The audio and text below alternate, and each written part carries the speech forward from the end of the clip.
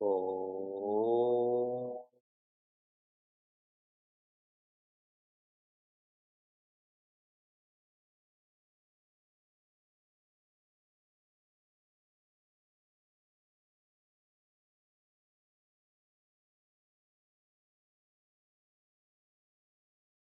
Om.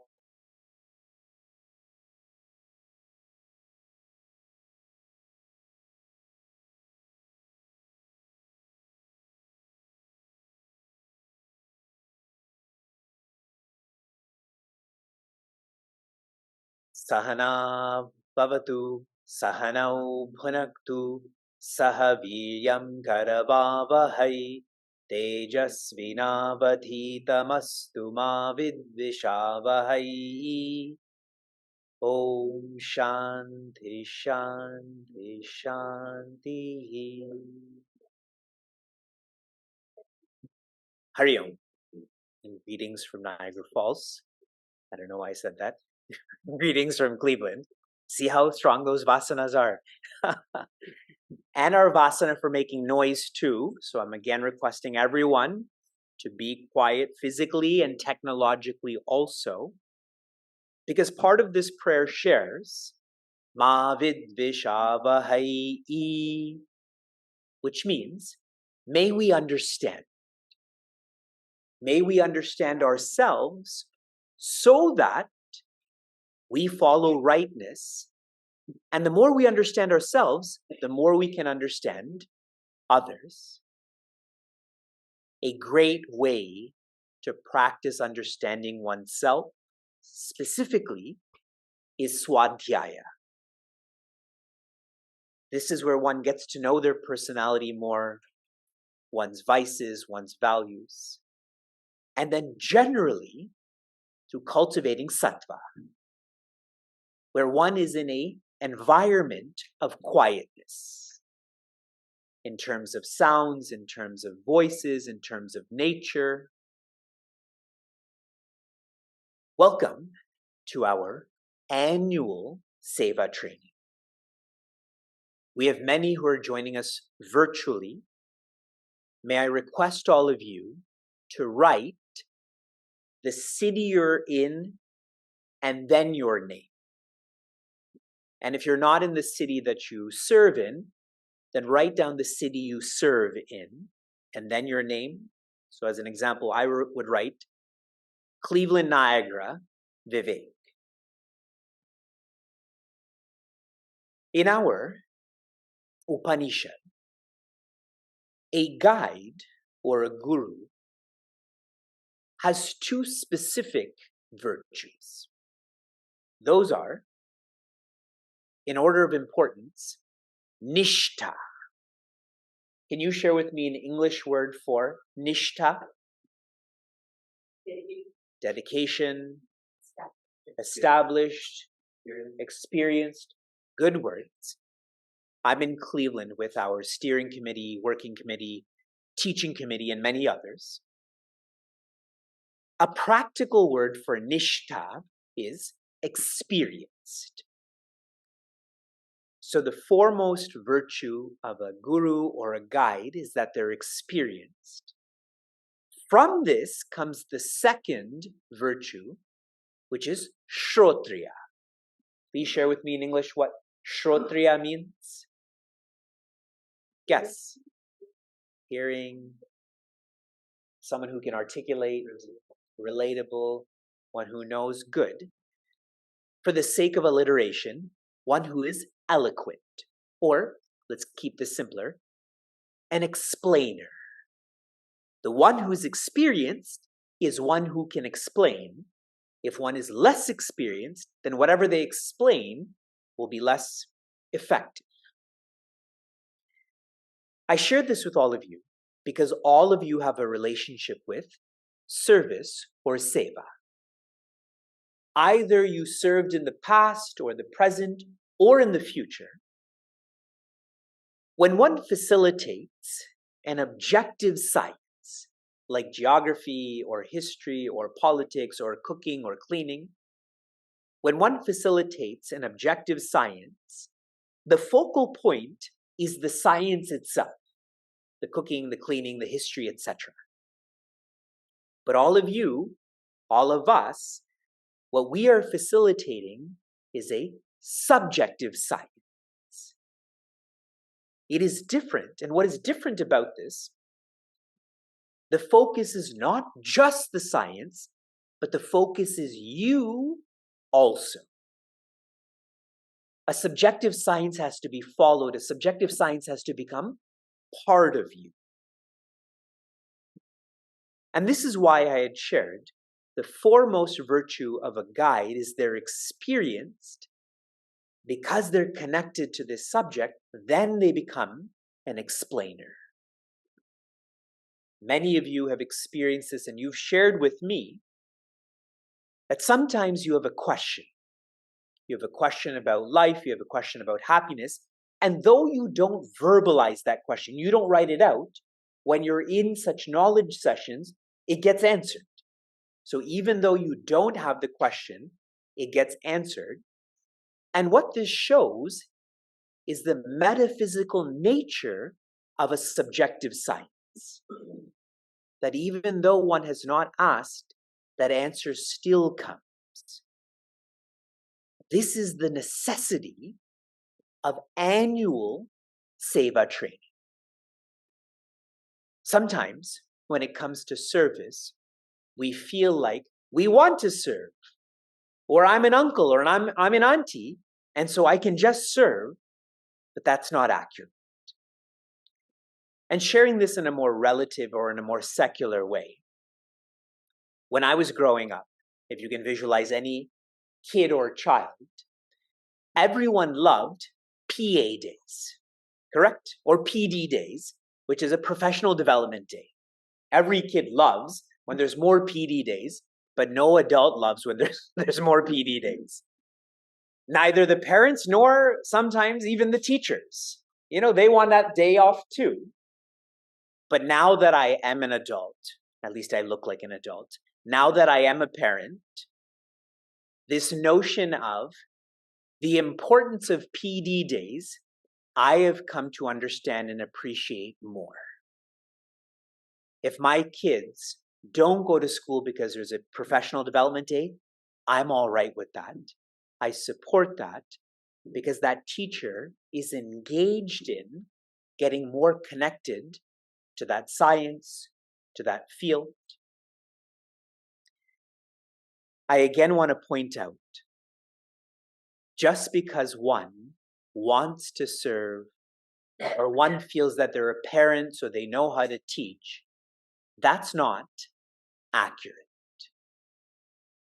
What is unique about those who serve in an intentional way, those who serve in a professional way, is their training, their ongoing training.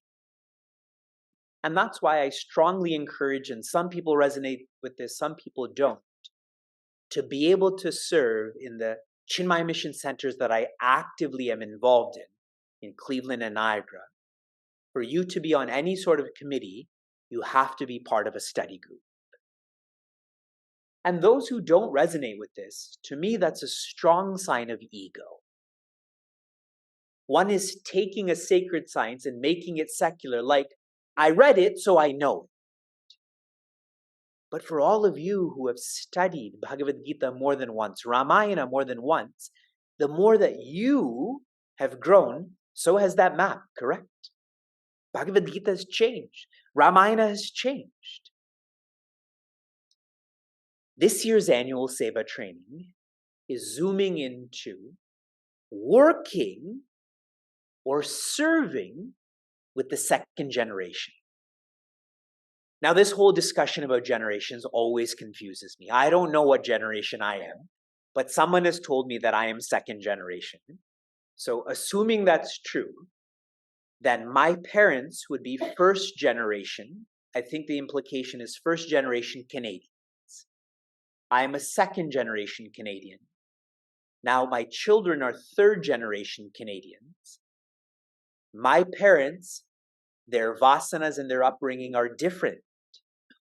than my vasanas and my upbringing, and definitely different than my kids' vasanas and upbringing. Sometimes my wife and I think maybe these aren't our kids. Biologically, we know they are, but metaphysically, we don't know if they are ours. I'm going to share my insight into my generation.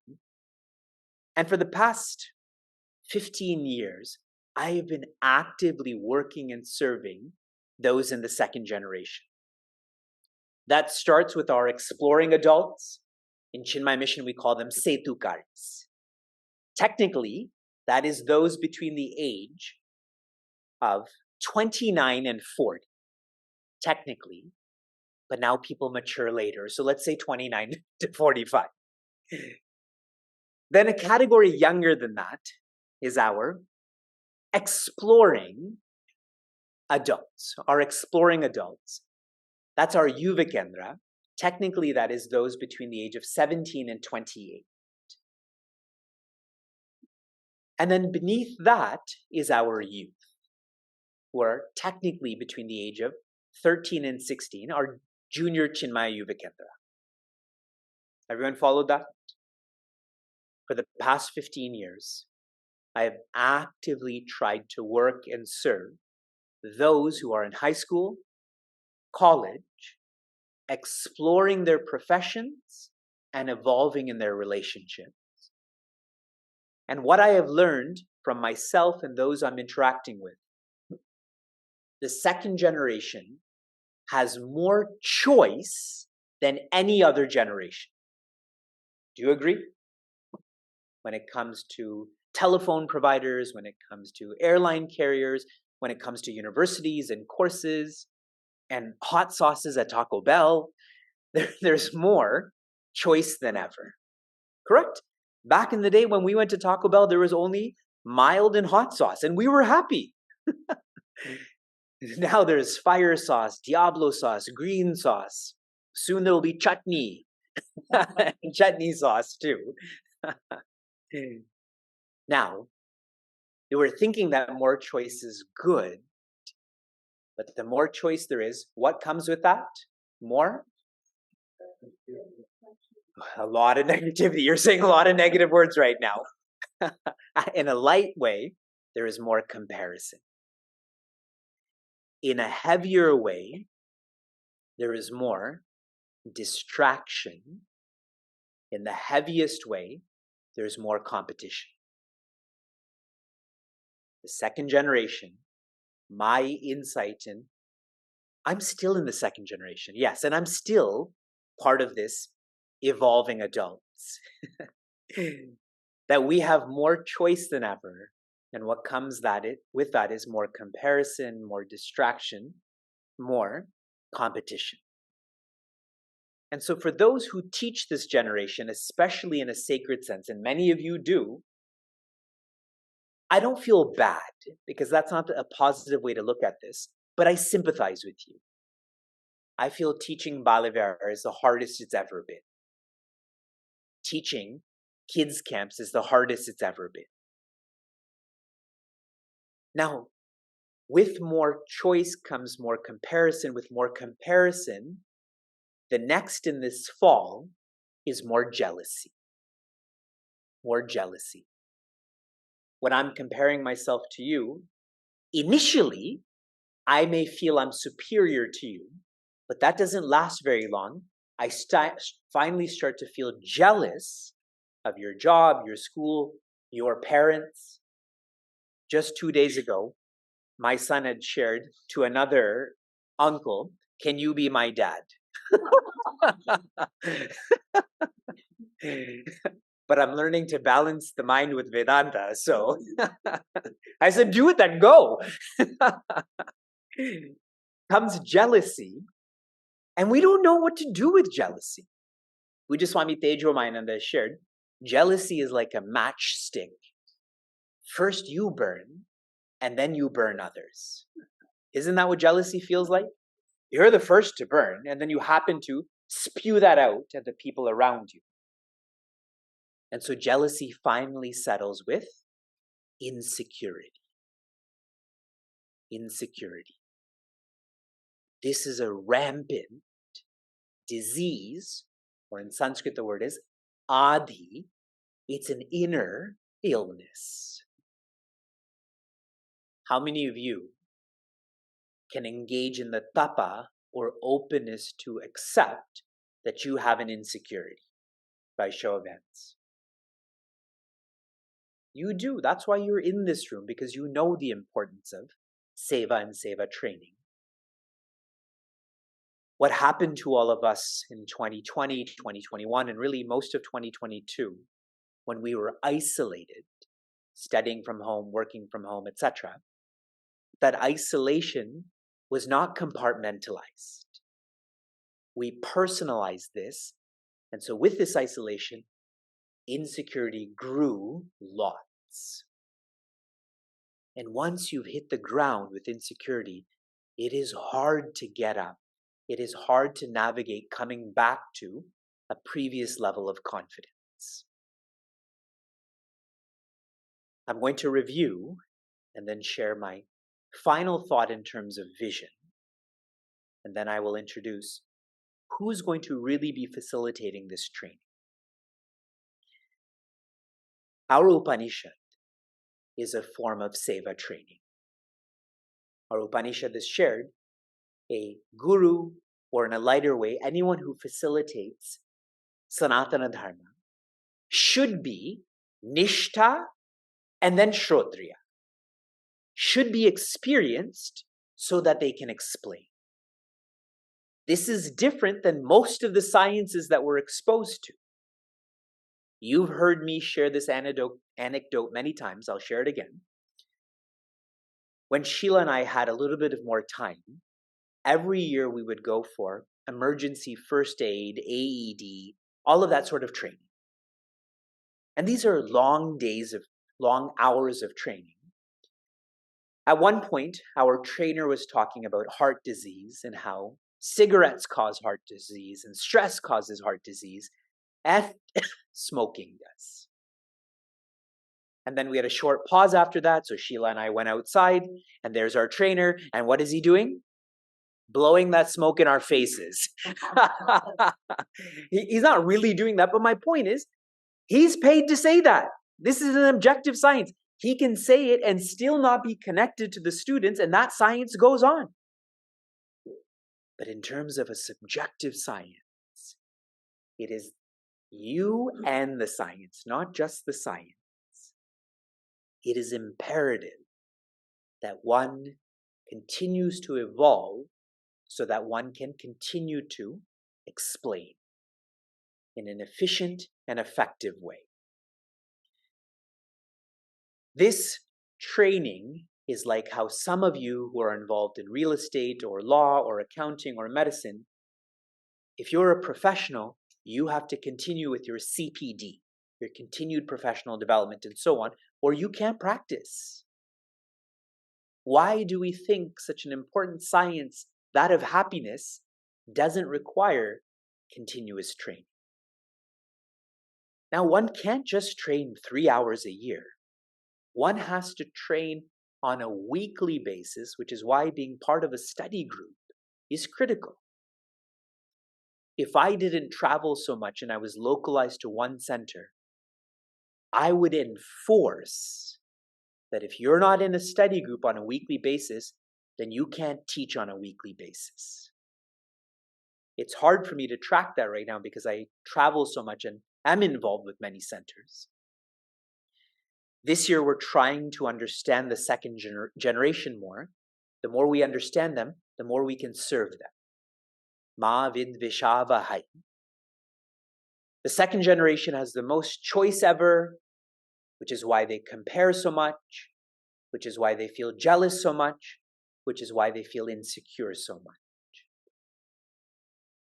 This is the understanding, but what do we do with this? I'm going to focus on the choice part of it and the insecurity. Lots of you are involved with Seva or service. When you're trying to facilitate happiness for someone who has a lot of choice, Understanding that, what practice or value do you need to have to be able to effectively serve someone who has a lot of choice? Any guesses? Okay. Imagine you have to buy a gift for someone who's really rich. What gift do you have to give them? What value do you need? What practice do you have to engage in to give a rich person a gift? Humility, a hug, okay? Legally, I don't think you're allowed to hug. Creativity. To give a gift to a rich person, you have to be creative. They can do most of what you're trying to do for them. Same goes with someone who has a lot of choice. One has to be creative with them. I saw this in a very stark way. This past summer, I was at one of our Chinmay mission centers. I was filling in for a kids camp. I was teaching this kids camp for 2 weeks. And the first period of this day-long camp was 45 minutes of chanting. Now, my older son was in this camp. He was old enough to be in this camp. He goes to a pseudo-Montessori school. And now in a pseudo-Montessori school, it's do what you want. So there was a complete misalignment of this is how his school is, and this is how the camp is, and I didn't feel there was a lot of learning happening. And most kids are now going to such schools where there is more activity. It's more active-oriented learning. Fair observation? It is different than how I went to school, certainly different than how my parents went to school. So one has to be more creative because that's the mindset of the second generation. More creative. I was asking a second generation seeker who's not with us right now, but I had asked her, what would you share if you were to facilitate this workshop? And she shared a very lovely point. With the second generation, those who are working with them and serving with them, we should encourage them more to try serving. We have this model that they should serve it. They should sit like this and speak like this and dress like this. But just encourage them to get into the bhava or the field of service, and slowly they will find their potential. They will find their skill set, and in that they will be more fulfilled. And so what will they want to do more of? Serve more. Correct.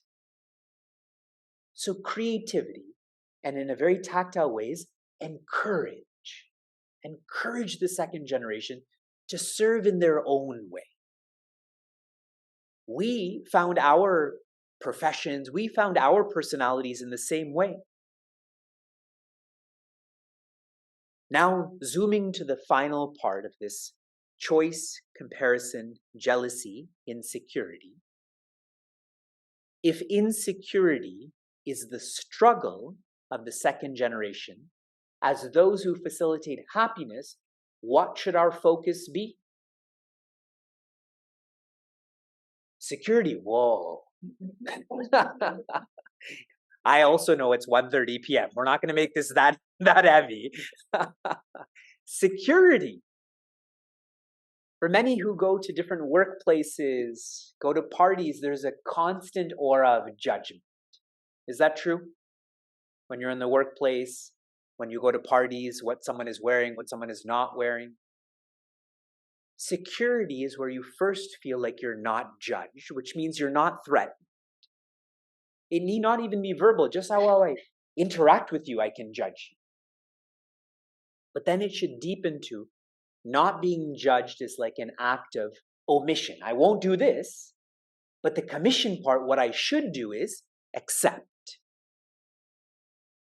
A huge asset that you can provide a second generation seeker is for them to feel accepted by you. Imagine once a week for an hour, you're able to make someone so strong that the remaining 167 hours, even if they're pulled down, at the end of the week, there's still a net gain. What an incredible service you would be providing. Security, what my wife Sheila had shared very thoughtfully, and she has grown up in the Chinmaya community. I never grew up in this. Now I'm in this, of course. She had shared that Chinmaya Mission needs to shift its methodology from teaching scripture to sharing happiness techniques. Now, for those who are more traditional and orthodox, please understand they're the same. What do you think the scriptures teach? Tatomasi, to feel aham brahmasmi. Infinity you are, infinity I am. Happiness techniques means helping the second generation feel more secure so that they can come out of this hole to feel less jealous, to feel less distracted, to then feeling infinite. And giving you one more reference, a seeker in this room, I had asked him. He's first generation, I'm second generation. The seeker who's not with us, she's third generation. So I'd asked him, what would you share in such a workshop? I had a lot of teaching this weekend and it's going on, so I outsourced. I outsourced what is going to be facilitated. And so what he had shared is help the second generation find themselves. Because the more secure they are, or the more happy they are, the more helpful they'll become. Agreed? I have found that with our community, the more happy one becomes, the more charitable one becomes. And our community is extremely charitable, which makes me happy that people are feeling happier. So to facilitate security, and that comes from sharing happiness techniques like, here are some, when you're facilitating, when you're engaged in Seva, to create an environment of journaling more. Journaling is a form of therapy. For an environment to be more, I don't know what word to use, let's say soothing, where people have an opportunity to listen to bhajans or japa. In many of the camps I facilitated this summer, on a regular basis, I would ask all of the students to lie down on the floor with their heads towards the altar or me, and then I would play a recording of the Maha Mantra, which is Hare Rama, Hare Krishna. And they just felt this for 15 minutes, for 20 minutes. Many of them felt so at ease. Many fell asleep. And that's good. They had that opportunity to rest. So many of the high school students, hardly sleep anymore because they're in the ACT classes, SAT classes, and so on. That's what I mean by insecurity has to be countered with security for us to share happiness techniques like journaling, like japa, and so on. Thank you again for caring about the second generation. Egotistically, you're caring about me, but more in a macro perspective, and I just shared this with those in Cleveland. Today we celebrated our 10-year birthday, that the institutions, the organizations of Sanatana Dharma, of which we're all part of, they have to do better with the succession plan. Where money is involved, there's lots of succession plans, correct? But what about culture? Where is the succession plan? The next generation of leaders is the second generation. So while we're active, let us groom them, let us protect them. And that's what we're doing in this annual Seva training. This is not just for teachers. That's why we didn't call this Balavar Teachers Training. We called this annual Seva training. In this training, we're going to keep shifting between discourse and dynamics. Okay, so thoughts will be shared and then practices. Thoughts will be shared and then practices. Now, a lot of you pretend to listen to me on a regular basis. it's more the sense organ working than the mind. So I think it's more hearing than listening. And so who else is going to facilitate this annual Seva training is Vinay. So now Vinay is going to be spotlighted. I've known Vinay for more than 15 years. Vinay has gone through a sacred science in the sense of, I met him when he was in high school, then college. He started to working, now he's married. And he's pursuing his PhD in education. It's one matter to say I went to school because I have a degree, but to have a degree in education, an advanced degree in education, is quite different. So Vinay is the right person on how to infuse the secular with the sacred. So he's going to continue with this annual Seva training. I will also be here. He's going to share for the next 15-ish minutes. Then every hour you will be given a 15-minute pause. Here's where you say thank you, number one. So say it. What I tell you to say, you still just giggle. But also, so you can internalize everything that's being shared. With this, Vinay, please share it.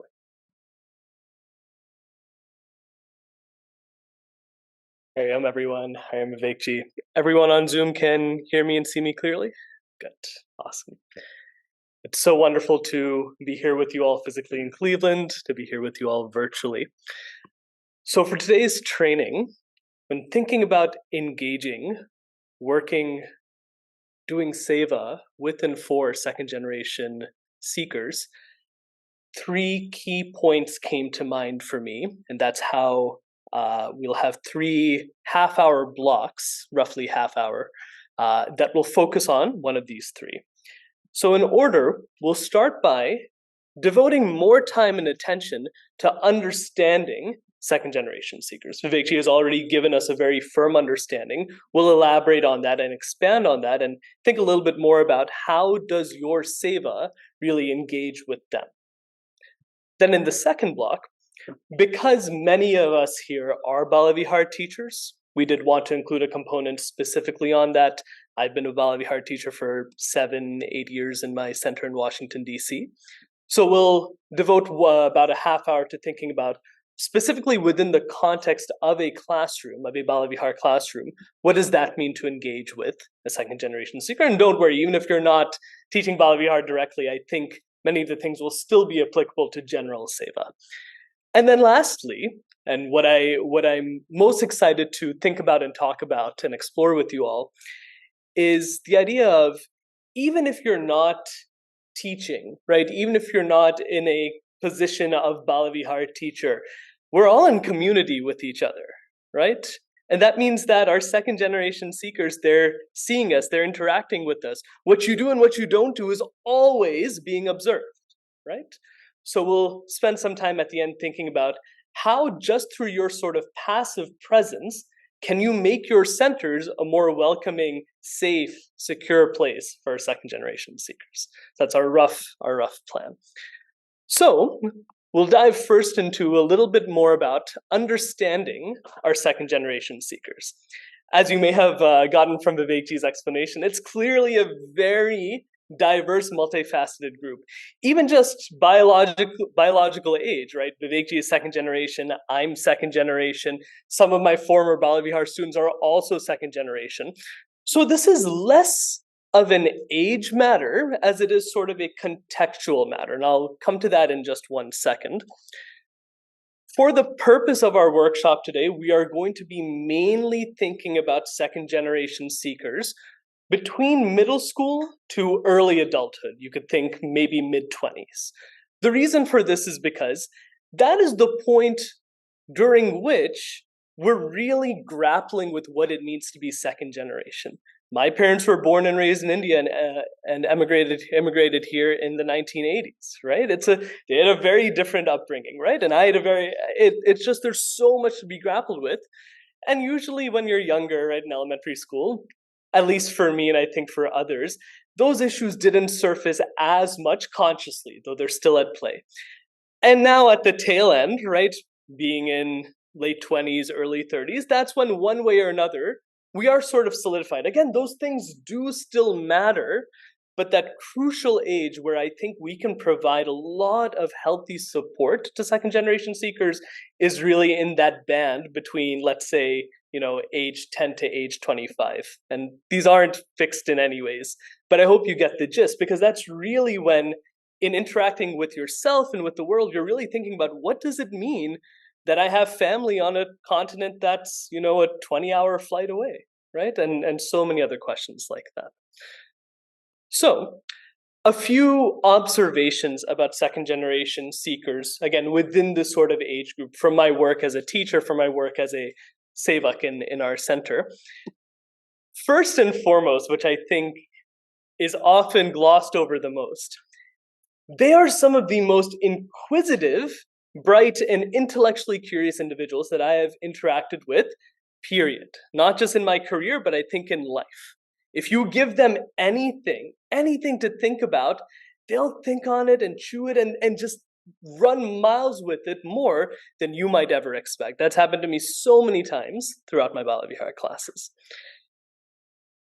But sitting right in tension with that, almost, as Vivekji mentioned as well, is they are also growing up in an era that is posing tremendous external challenges, right?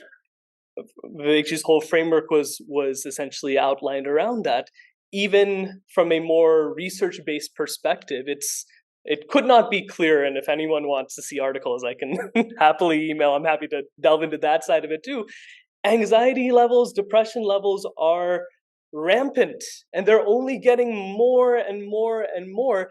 And I'm sure that even in your work, if any of you are Bala Vihara teachers or professional teachers or engage with youth, parents of second generation seekers, you have seen this, I'm sure of it, that it is harder than ever to simply exist and be stable in that, right? Anxiety levels are high, depression levels are high. And I think what is another unique factor that really should be kept in mind and should not be undervalued, its impact, is the impact that social media has had, right? This current generation, age-wise, is the first to really grow up with social media. Social media for me came when I was, I think, 15 years old, right? So about half of my life was already formed, so it has been helpful for me to have a healthier relationship with it because it wasn't something natural to me, right? But these days, middle schoolers, high schoolers, certainly college youth, right? They grew up with this, right? They grew up with a Facebook account, an Instagram account, and times infinity, right? And so what we have seen because of that is that there's this rampant social media overuse, and you would think that that would make them all feel more connected, right? It's been doing the opposite. People have arguably been never more connected and feeling never more isolated, right? We are so connected and we feel so isolated. And again, I think it really hits the sort of middle school, high school, college age the most, because that's when key identity formation is happening, right? Who am I? Who are my friends? What do I want my life to stand for, right? All of these things are being complicated by, oh, I saw this person went on that vacation. Oh, I heard that this person got this grade, right? Oh, this person looks like this and I look. So many comparisons. And as if it wasn't already complicated enough, we're going to throw in one more thing, right? March 2020, what happened, right? The pandemic. So it was already hard. And then from the feeling of social isolation came actual social isolation, right? Even if you wanted to meet up, you couldn't, right? You didn't know who had COVID and who didn't. And that continued for a year and a half to 2 years. So my point here is that when we're engaging in Seva in any way, whether as a Bala Vihara teacher or just a Sevak in your community, or even as a human being who's interacting with the second generation youth, right? We have to keep these things in mind, right? Because it helps us understand them. And only when we understand them can we create a safe and a secure environment, like Vivekji was saying. My second point for understanding second generation youth a little more directly relevant to Sanatana Dharma. So for the last 5 or 6 years, I lose count at some point. I taught our 11th and 12th grade Bala Vihar class in our Chinmay Mission Center, and I've also been a summer camp administrator. So through that work, I've been able to interact with a lot of them. And I've noticed that the relationship that they have with Sanatana Dharma is often a very different one than the adults in their life expect them to have. And that causes a lot of tension, right? I've had many lovely co-teachers, but one tension I've had to navigate in a very positive way with them is just, they grew up in an environment where Sanatana Dharma was the culture, right? Because again, if they're first generation, they grew up in India, right? There wasn't as much of a cultural tension, right? But for people like myself and my Bala Vihar students, right, who are born in the US or Canada, have parents who came from India, right, it creates so much confusion for no one's fault. No one's fault. But you end up feeling like you're growing up both inside the culture and outside of it at the same time. I'll use myself as an example. I'm a concert level Carnatic vocalist. That's not a casual thing, right? I've dedicated 20 plus years of my life to it. I can't speak my mother tongues, right? I can't speak Kannada, I can't speak Tamil. I can read and write some Devanagari. But I'm at peace with it now. But my point is that growing up, you can imagine going to family friends, right? And them talking to me in one of these languages. And this is like, I don't know this language and I never really had a choice, right? And that's the experience of so many second generation seekers. And how do you navigate that? So I think when we're engaging them in Seva, we have to be cognizant that these conflicts, even if we're not seeing it on the surface, they're there, right? And we might not be able to do anything consciously about it, right? Certainly, I'm not suggesting you go up to anyone and say, okay, tell me about all the issues you have. That's not it. But being aware of that makes us more compassionate. It makes us more understanding, right? It makes us better able to surface those moments where they do feel safe in being vulnerable, and we can help them with that, right? The last thing that I want to say on this point is, even for our second generation youth that are coming to Bala Vihar on even a somewhat regular basis, and certainly the ones that are coming more infrequently, they need for us to not take their connection with Chinmaya Mission, with Sanatana Dharma, with Vedanta for granted, right? We can't take that for granted. We can't assume that just because they're born into a certain culture, into a certain family, into a certain context, we cannot assume that at an individual level that they're going to have a strong connection. They might. Certainly, I've taught many students who just, it was almost like I didn't even need to do the teaching. They were already teaching themselves. Great. But we know that is the rarity, right? Most of them are going to school 5 days a week, right? And then hanging out with friends, and then coming to mission for maybe an hour and a half once a week, right? And engaging with this for 90 minutes a week. So we can't expect that they're totally bought in. And so what I'm trying to communicate is that most often I have seen there's a level of apathy. And I'm not saying that in a bad way. I think they're genuinely curious, right? They've heard philosophy that they think might be helpful. They've also gone to rituals that no one has ever explained to them the meaning of, right? Certainly, youth generally don't know Sanskrit, so they're not able to understand that either. So what I've seen is that creates this sort of apathy in them where they're not bought in, they're also not bought out, right? And I think the mistake that I've seen a lot of Sevaks, and I made this too initially, is assuming that, okay, I need to really put pressure and it's, you go one extreme. You either put a lot of pressure to try and get them to buy in, or you go the other extreme and assume that they're already bought in, when in reality, I think it's our job as Sevaks to really figure out, again, through informal conversations, Bala Vihar classes, if you're a teacher, where do they stand? And once you figure that out, you can figure out what they need. Once you figure out what they need, you can connect them to the source, right? So, recapping my points, the first point was just elaborating on Vivekji's backdrop of this is an incredibly dynamic generation. it is also a generation that is facing many, many, many external challenges. And I didn't even talk about the school pressures. That's more my professional area. I can talk about that for 3 hours alone. We haven't even touched that, right? And there's so many pressures facing them. The second point was for us to realize that their relationship with Sanatana Dharma, with Vedanta, with the Guru Shishya Parampara, all of it, it's not good, it's not bad. Most often it's just complicated. And it's on us to really understand that complexity. Because once we understand that complexity, we can really work with it. So we'll take a 15-minute break now. Everyone on Zoom, feel free to shut off your videos, and everyone here, I encourage you all to get up and take a walk. We'll come back here at 2 and we'll reconvene with a dynamic, with a discussion subject. So see everyone back at 2. Hi, everyone. Welcome back on Zoom. Welcome back in person. So the next 15 minutes we'll have a short discussion, building off of this sort of introduction, really, hopefully, getting everyone to think about your own sort of engagement with second generation seekers. And so there's two questions in this discussion. Take some time to reflect on them, and then in person you can get into small groups of 4 to 5. Lavanya, if you can make breakout rooms of, again, about 5, give or take a little bit is fine. The two questions are, how do you engage with second generation seekers through your own personal seva?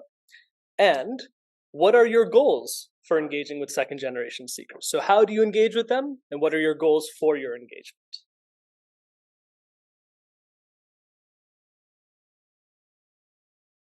Would anyone like to share a little bit, again, virtually or in person, share a little bit about how you engage with second generation seekers and what your goal is for that? So if you're virtual, you can raise your hand virtually. If you're in person, yes. And please say your name.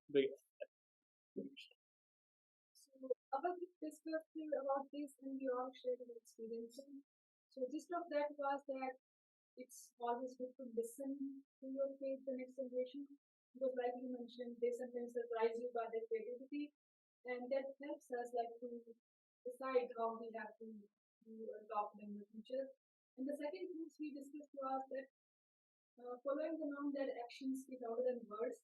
Like we personally do more seva and do the actions which we want the kids to do, they likely learn better in that way.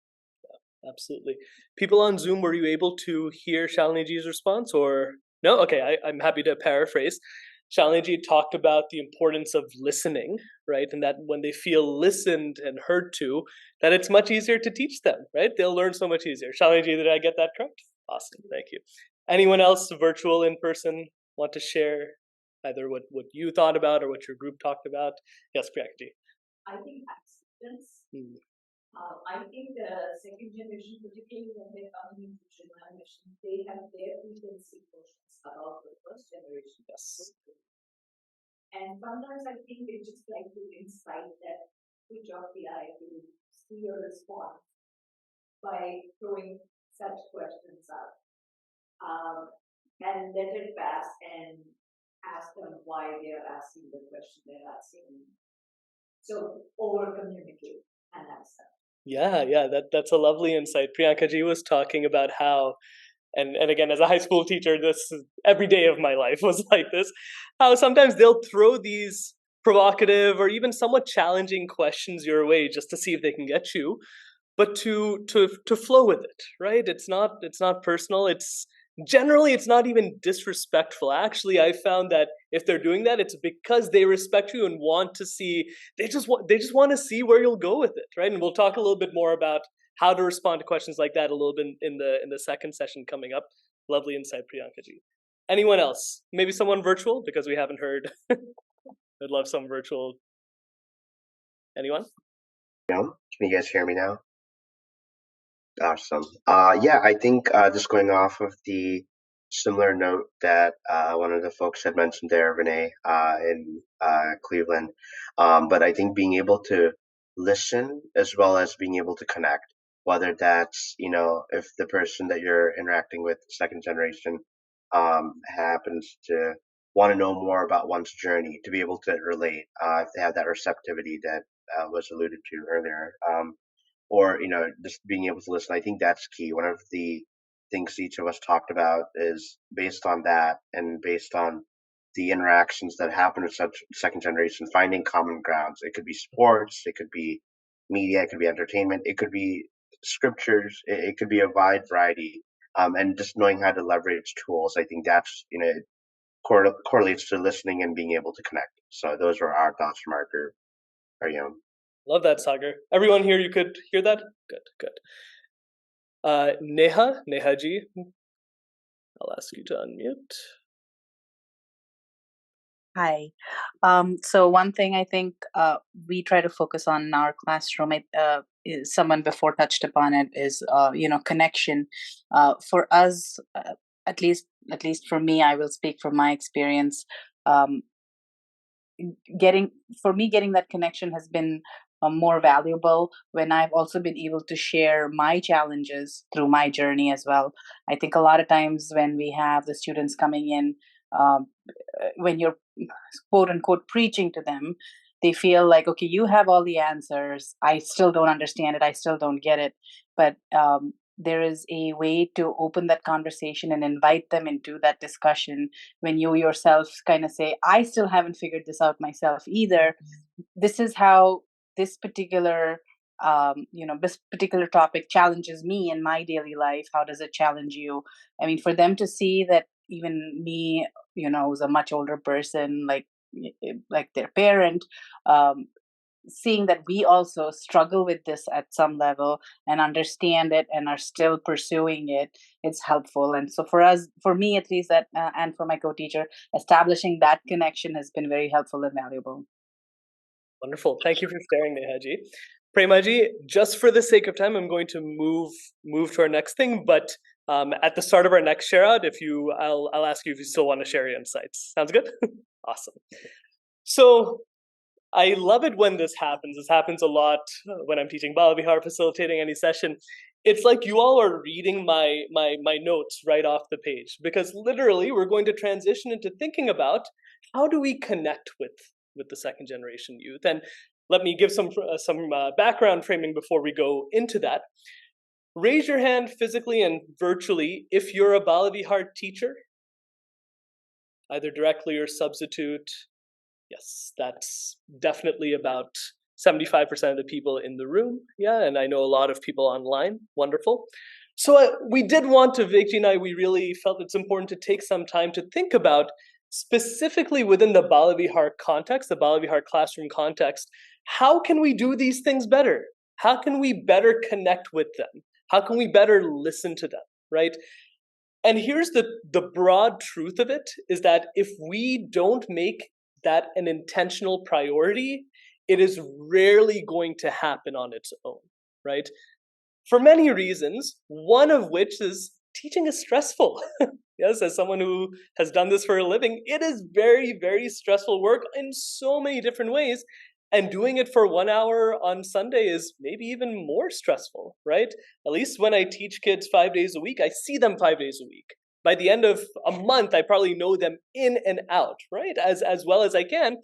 That same amount of connection takes five weeks, right? 5 days of school is 5 weeks of Balavihar. So it's so challenging, which is why if we're not careful, we can get sucked very easily into this trap of, I need to finish curriculum, right? We start prioritizing curriculum over students, but we think we're prioritizing students, right? And this isn't to say that you should de-emphasize curriculum. I'm not saying that, but I'm just saying that students, second generation seekers, have to be put first from the planning process itself, right?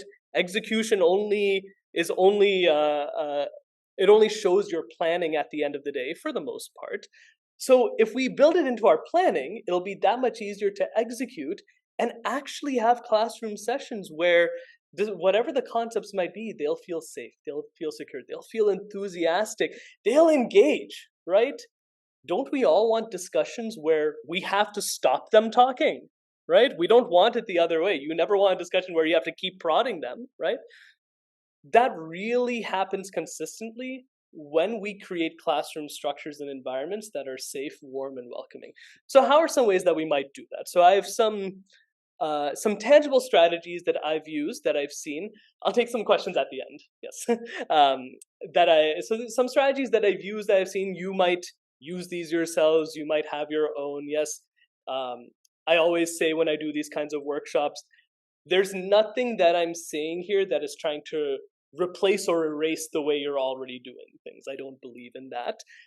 If there's something that you can add to your toolbox, take it. And if you're already doing it, good. And if you don't want to do it, keep an open mind. So I think of classroom facilitation in 3 phases, right? First is opening the class before opening prayers, right? We don't usually plan that part out. My formal lesson plans almost always start with opening prayers, but there's actually some planning and some intentionality that we have to do before we even chant the first Om. Yes? What should be one of the first things you do when your students come in the room? Check in. Can you give an example of? Actually, I asked them how it's their week. What do they do? Anything exciting? Yes, exactly, right? Ask them, how's their week? How are they doing? Anything exciting? I'm seeing some great things in the chat. Srikanji is saying, welcome them, smile at them, greet them. Yes, absolutely. I'm glad that this seems to be second nature, because it can be very easily thrown out the wayside when you're concerned about something else, like curriculum. So always, I've in my recent years, I started building it. I didn't write it out, but I started accounting for it in my time, that the first 3 minutes are going to be for checking in, maybe even 5. And you know what? I'm going to plan my content accordingly, because if those first 5 minutes don't happen, the remaining 55, you've handicapped yourself. You've put yourself at a disadvantage, right? It's going to be harder. It'll be much easier if that connection is there. So exactly, some examples were shared. How are you? How is your week, right? Anything exciting happening? And this is where, as Balavihar teachers, it is harder to do this, but we have to do that. We have to do this, and this is getting to know our students. We have to know not just their names, we have to know their hobbies, we have to know their interests, we have to know, are they fighting with their siblings, right? We have to know, what are their parents' attitudes in general? What's that relationship like? Again, these things sort of change a little bit with age. They become more and less pronounced when you look at different age groups. But the general principle holds that, I can still tell you some of my Balavihar students in the past, and like that profile for them, right? It's still in my head, even though I haven't talked to them in a year and a half or 2 years, right? And the other thing that you should do is share your own personal hobbies, right? Share your own interests, right? I always share, because it humanizes you, right? I always share, at the first class of the year, in addition to having been a Balavihar kid, a chick, all that, I'm a big basketball and football nerd, right? If I wasn't doing this right now, I'd probably be watching football, right? Because that's what I do on the weekends, right? That humanizes you. And it might seem like such a small, trivial detail. I can't tell you how many times kids come and talk to me, hey, did you watch the game? Hey, did you play this video game that came out? And it might seem a little, I'm a big video gamer.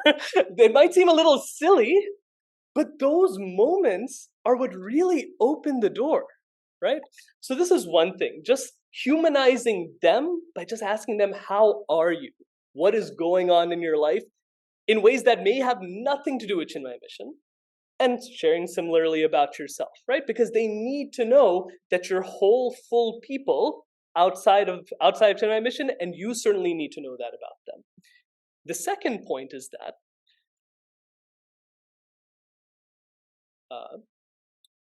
you don't need to be an expert in their interests, right? I think this is what often intimidates people, is if they say that they like this band or whatever, that all of a sudden you don't really need to know. You just need to be interested and open in listening to them. So we shouldn't feel afraid in doing that, right? Because if we're doing it with an open, vulnerable, listening first attitude, they're going to feel so much more well connected.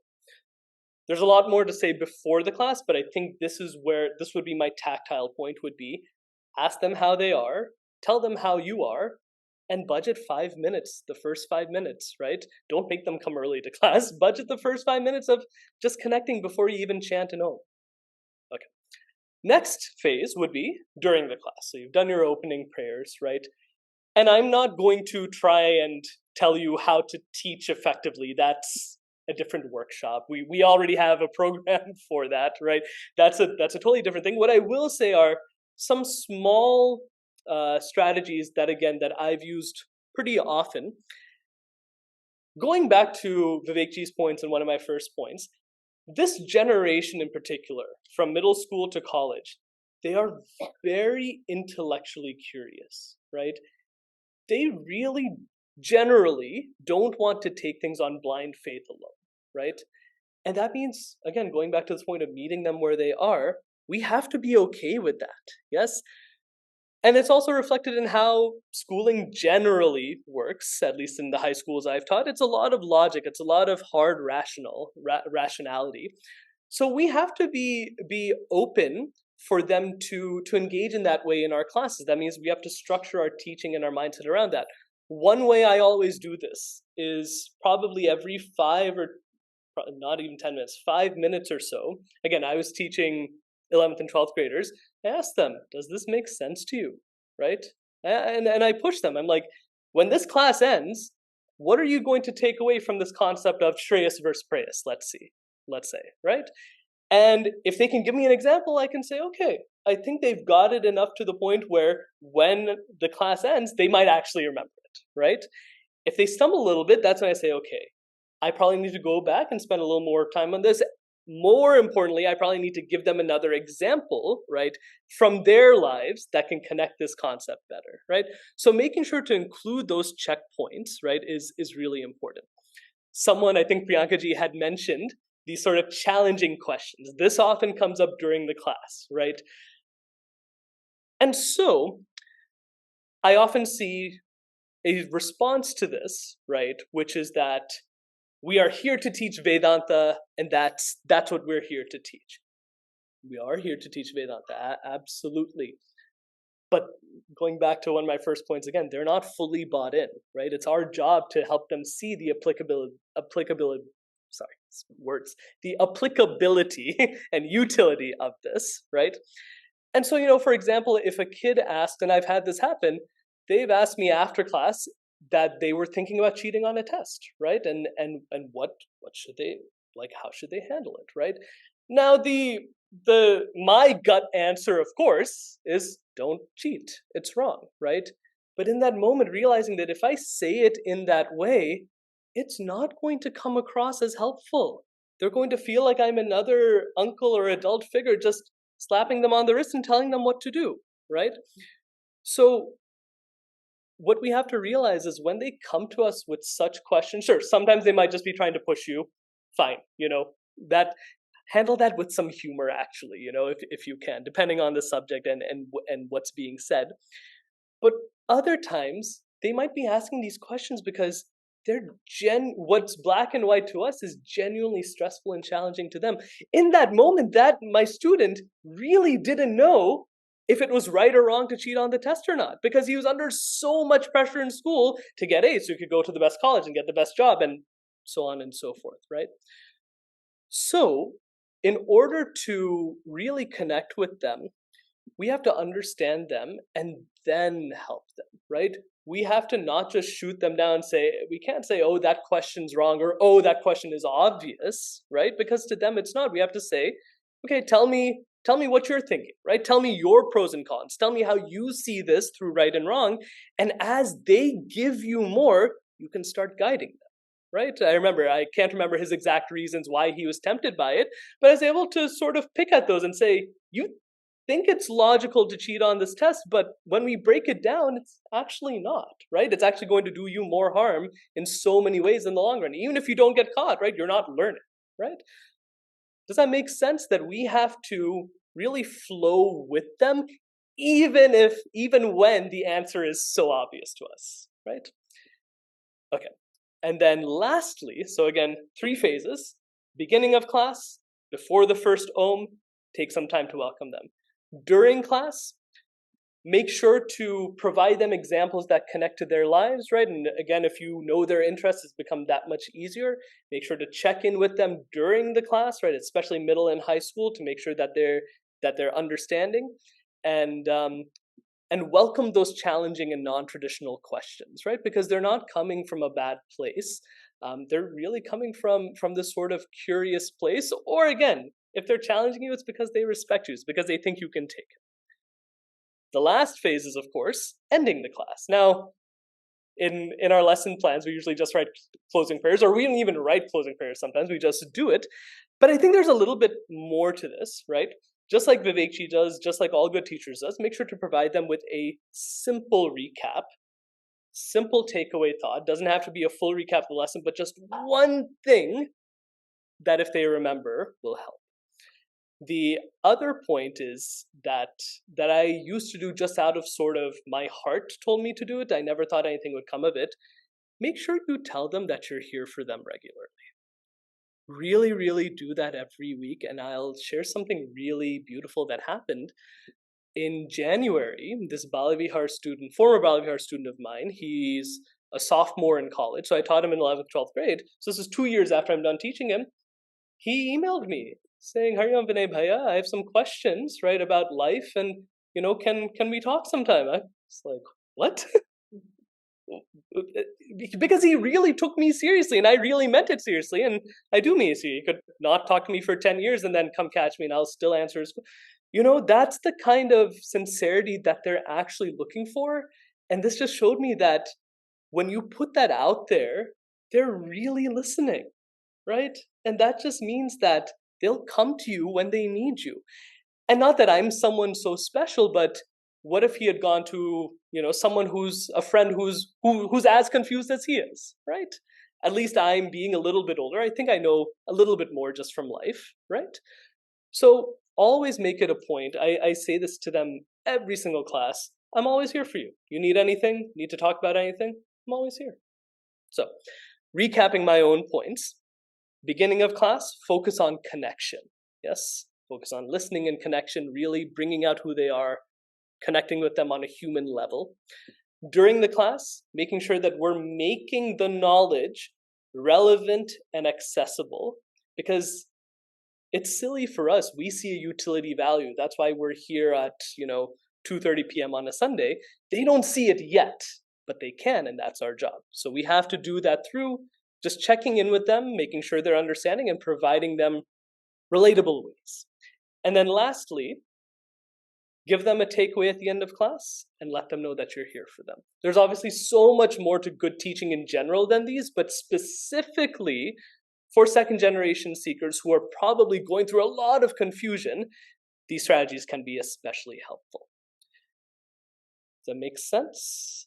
So we'll transition to our dynamics. We'll have another short discussion. And this one, again, like the last 15 minutes, is geared more specifically towards Balavihar teachers. But again, I don't think you need to be a Balavihar teacher to engage with these ideas, right? So the question is, how can you adapt your teaching, your facilitation, in engagement, whatever, insert your own word there. How can you adapt your facilitation to be more open and more relatable for second generation seekers?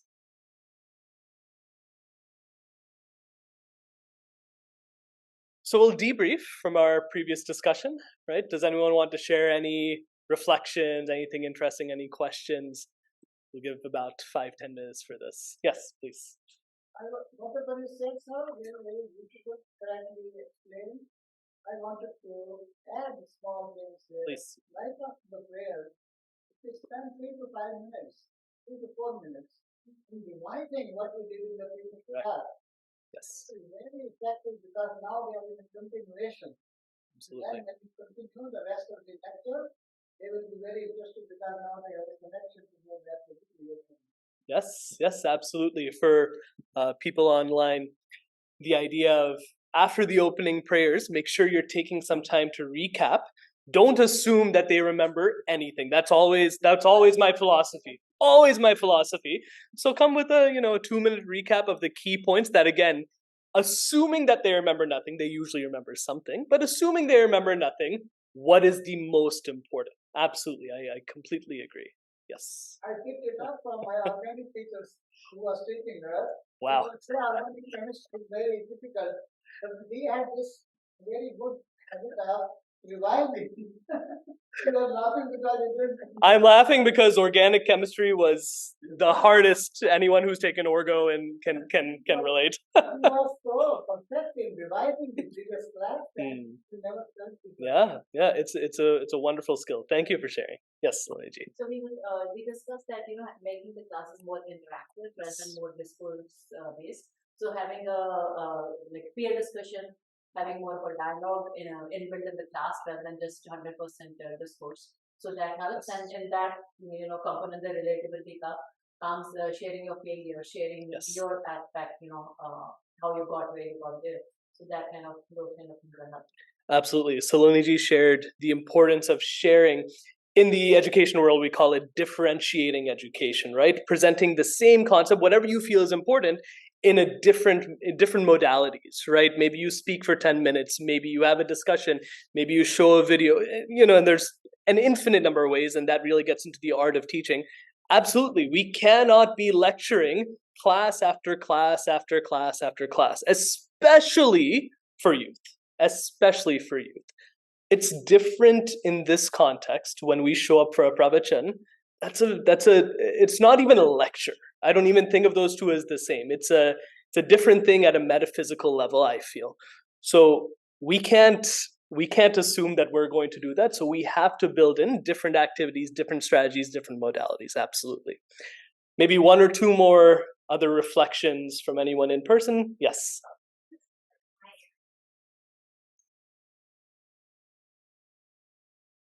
And so this is the fun part. So we talked about the social emotional piece. So we call it, I practice it as sandwiching.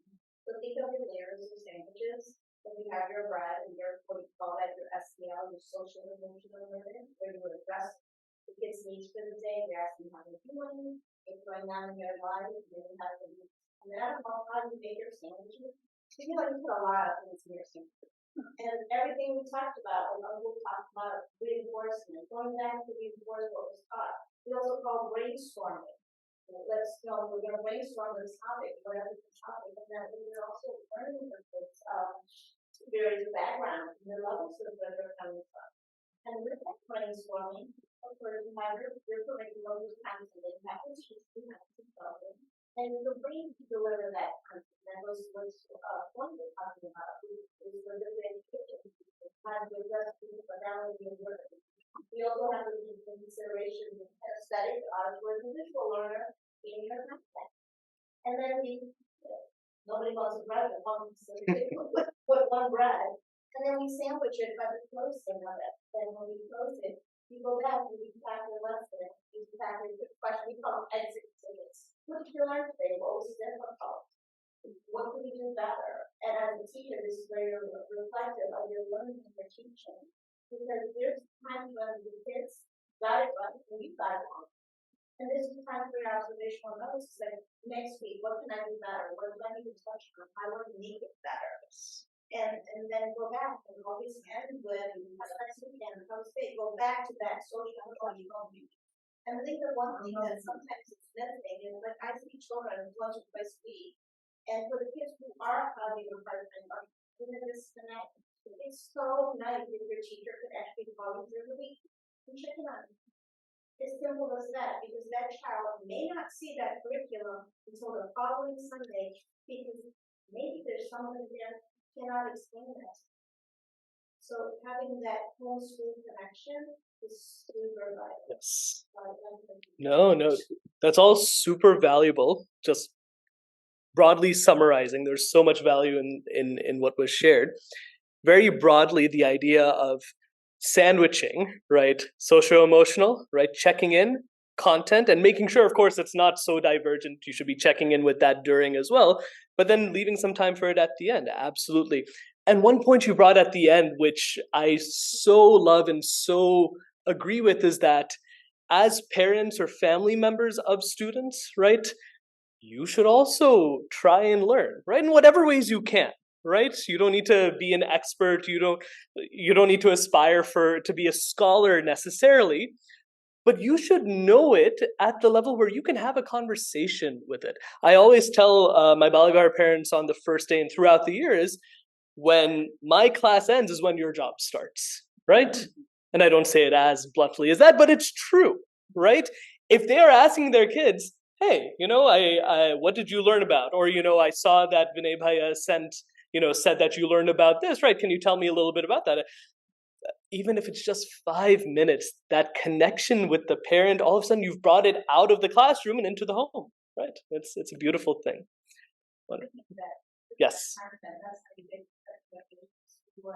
Yes. Yeah, it becomes a lifestyle, which is the goal. Awesome. Quick question. Yes. Yes. So do teachers send information to you? So At least to WhatsApp. yes. Receive what? So this gets a little more into the administrative point, which is actually sort of where I'm going in a second. It varies center by center. One practice that we have in our center in Washington, D.C. is that you should send a weekly email. I'll be very open and say that with my work schedule, that does not always happen, but I try to do it at least every 2 weeks and just say, here's generally what they're learning about. Just giving them some touch points. And also, I mean, let's say for some reason the weekly email or something, isn't possible. I'm sure, with technology, there's some way. Google Classroom is a great way of doing that. We don't use that at our center, but I think, that's another way that doesn't involve direct messaging. So, but I do think, the more we as Balavihar teachers clue in the parents, not just clue in, but make them a part of the class in a way that they're not just sitting in it, right? But actually they know what's going on, they understand it, and they're going to ask the kids, right? That makes it that much stronger. Yeah. Yes. In our Balagar, some of the teachers send pictures. Hmm. So when every Nice. new year, when it comes, should I continue my dance, singing, taekwondo, swimming, or Balvihar? Then the parent is at least more interested in encouraging Yes. them to continue Balvihar. Yes. Knowing what the child is Yeah. up to. I love that. Wonderful. So we'll move on to our last block. Oh yes, please. I know you had a question earlier. For lot of cultural dissonance Hmm. among our second generation, and how do we pull them towards us? One way is, of course, it starts very early in childhood when the kids are very young. I've seen with my own children. You have to include them, be inclusive, include them in all your prayers and family talks, and keep little time together. And the most important thing is be friendly. Yes. Once the kid realizes that you can communicate and they are free to communicate with you, they won't communicate. So, you know what I'm trying to say? Totally. But religion and spirituality are two different concepts. You can start with spirituality, with ethical values, and then slowly move into religion.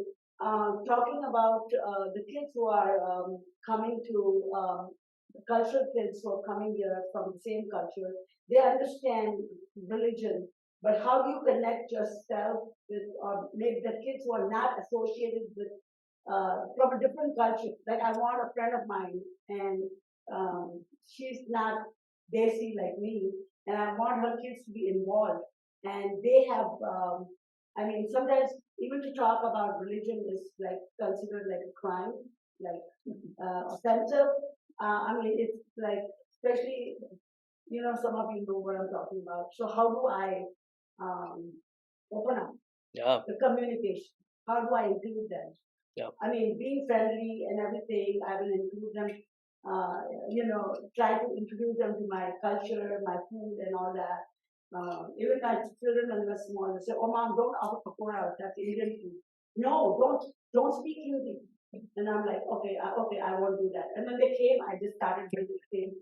And they said, I told you not to speak Hindi. I told you not to offer them, and you still did it. But those kids, they come back and say, "Oh, your mom is such a great cook." So then they got opened up, But how do I relate to those children with religion? I bring them to Bal and all that. Right. So the question is generally, how do we connect, right? How do we connect the youth to our culture, to our religion, right? In a way that isn't just rote, right? Because when I was young, I learned a lot of chanting, right? Like I memorized a lot of things, right? But that wasn't the same. That was a stepping stone, right? But I think for a lot of youth, that's the ends, right? They just end with that, and of course they end with that, right? So I think what I'm trying to get at is that I think all that is great, making sure that they're exposed, right? I think exposure is the first part of it. We have to expose, and I think if you're bringing your kid to Chinmaya Mission, if you're cooking our food at home, times whatever else you want to do, that is definitely, to me, that's the foundation. I really strongly feel that as the kids get older, generally, if they are not taught the meaning behind the rituals, right, behind the pujas, behind the chanting, right, and even that meaning, I'm not talking a literal definition. The literal definition, it might as well be in Sanskrit, right, for how inaccessible it can be sometimes. They need to be taught, how does that literal meaning apply to me, right? When I'm hearing Pursha Suktam or Sri Rudram or any other of these great chantings, right? It's not just a bunch of syllables, but there's actual things in there at an intellectual, at a metaphysical level that can help me, right? And I think with that piece, it builds on that foundation that we can create for them, right? So I would say make sure that in addition to the cultural part, there should be the philosophical part as well. And I'm speaking from my own experience. I grew up sort of, I think, culturally connected. I almost went away from it because that meaning wasn't there. It really was when Vivekji came into my life, like he said, when I was 15, that my trajectory changed. So I think we have to make sure we're bringing the meaning in. Wonderful questions, wonderful reflections. I'll move to our last part, which I think is just as, if not maybe even more important than the previous two. So moving from understanding second-generation seekers to facilitating for second-generation seekers, this third block, I'm thinking of it as engaging with second-generation seekers in a broader sense. Our Seva, in general, but specifically in Chinmaya Mission, does not exist outside of community. Our Seva in Chinmaya Mission does not exist outside of community. If you think it does, you may want to rethink your attitude and approach to Seva, right? What is the first line of our pledge? We stand as one family, right? So knowing that, right, if you're in Balavihar, we've already talked about that. We've talked about a lot of different tips and strategies that you can employ, right? But your engagement with these youth exists outside of the classroom as well, right? You don't say Hari Om at the end of the class and then all of a sudden they don't exist to you anymore, right? It's one of the things I didn't like about virtual teaching during the pandemic, is that's how it was, right? We'd sign off and all of a sudden there was no more connection, right? But now that we're back to in person, the class ends, right? We're all eating together, we're all seeing each other in the hallways. And believe it or not, there are moments, so many moments in those informal offhand interactions that can really make or break or just directly impact so much about how they see you, how they see Chinmaya Mission, how they see Hinduism. And if it seems high stakes, it is. I'm not going to say that it's not. It is high stakes. We have to be really vigilant and really mindful. And again, if anyone has spent a lot of time with Vivekji, I've noticed this over, again, 15 years of seeing him as a teenager to now, he is always so mindful about not just every word, but every gesture, right? Those of you who are around him, I think you can agree with that, right? So we should also strive for the same, because our general presence in our centers, outside of the classroom even, can create so much warmth. It can also create so much coldness. I've seen it happen both ways. So there are 2 points I want to make here. The first is cultivating approachability. And this is sort of, how do you use your presence on a short-term, micro, individual-to-individual level to create a space of support and nurture within the center? And there's a lot of overlap with some of the teaching strategies. If you see someone, a second generation youth, anyone really, but a second generation youth in the hallway that you don't know, as Sevaks, if we just pass by them without saying Hari Om, how are you? I don't know you. My name is. We're not doing our jobs. We've forgotten our pledge, right? And it might seem so casual, but I'm telling you that those moments matter so much. Saying hi, how are you? Oh, I don't know you, right? My name is so on and so forth, right? Oh, I'm so and so's parent. That's usually going to be a point of connection between us and youth, right? Don't be afraid to have a conversation with them, right? I think I've seen it always I've always observed this, is that I think the older we get, the more afraid we are of having conversations with young people. It doesn't make any sense. Why should we? If anything, we should be more comfortable. We've already gone through it, right? We already have the answers, so to speak, right? So don't be afraid to strike up a conversation and use some of the points we talked about earlier. How are you doing? Where do you go to school? What grade are you in? What do you like to do outside of Chinmaya Mission, right? And there's so many questions. You could have a half-hour conversation just based off those. You just need to have 5 minutes, and that's enough to create such a positive impact. The next thing is, make sure you get to know their names. Again, not just of the people in your classroom, but everyone, and make sure you remember them. That is the key point, actually, right? We're all experts at asking someone's name once, right? But, we see them again next Sunday. Same center, same people, same place, right? Do we remember their names, right? I've observed with our Swami Dhiranandaji in Washington, D.C. and Vivekji, once they learn someone's name, they rarely, if ever, have to ask it a second time.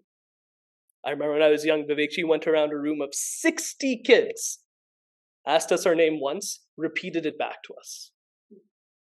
Right? This should be our ideal, right?